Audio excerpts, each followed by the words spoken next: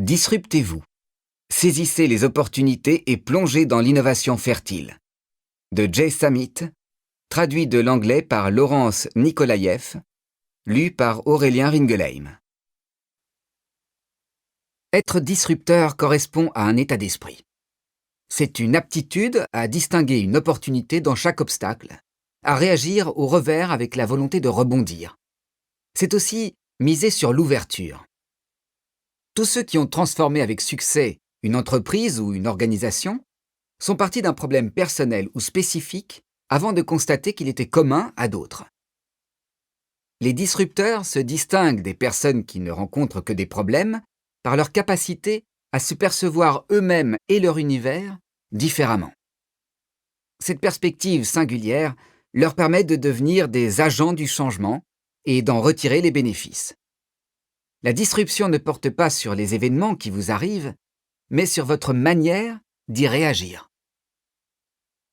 Les voyageurs en déplacement professionnel ont eu un jour ou l'autre la malchance de manquer leur correspondance et de se retrouver perdus dans un aéroport à l'autre bout du monde.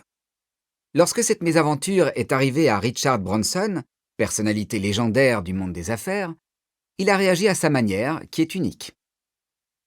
En 1979, âgé de 29 ans, responsable dans une maison de disques, il devait se rendre à Puerto Rico, mais manqua son vol en provenance des îles Vierges britanniques.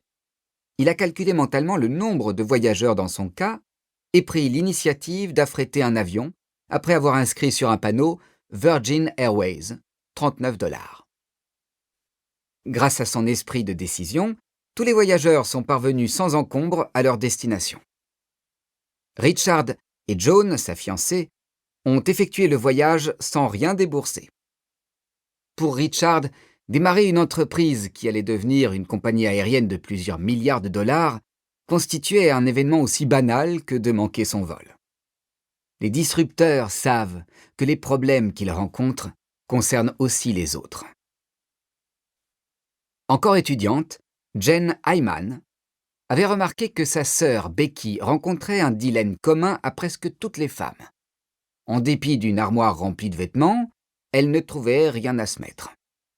Becky voulait faire sensation au mariage d'une amie, mais son modeste salaire ne lui permettait pas ce luxe. Elle s'imaginait dans une tenue d'Hervé Léger ou de Poenza Schuller. C'est alors que Jen a trouvé une idée à la fois simple et révolutionnaire. Et s'il existait une sorte de vestiaire de rêve où louer des modèles de couturiers le temps d'une cérémonie ou d'une soirée? Jen s'est associée avec Jenny Fleiss, une de ses condisciples à la Harvard Business School, pour fonder Rent the Runway. Nous avons l'intention de disrupter chaque aspect du concept historique de commerce de détail, a-t-elle expliqué lors d'une interview accordée au magazine Forbes. Et elles ont réussi.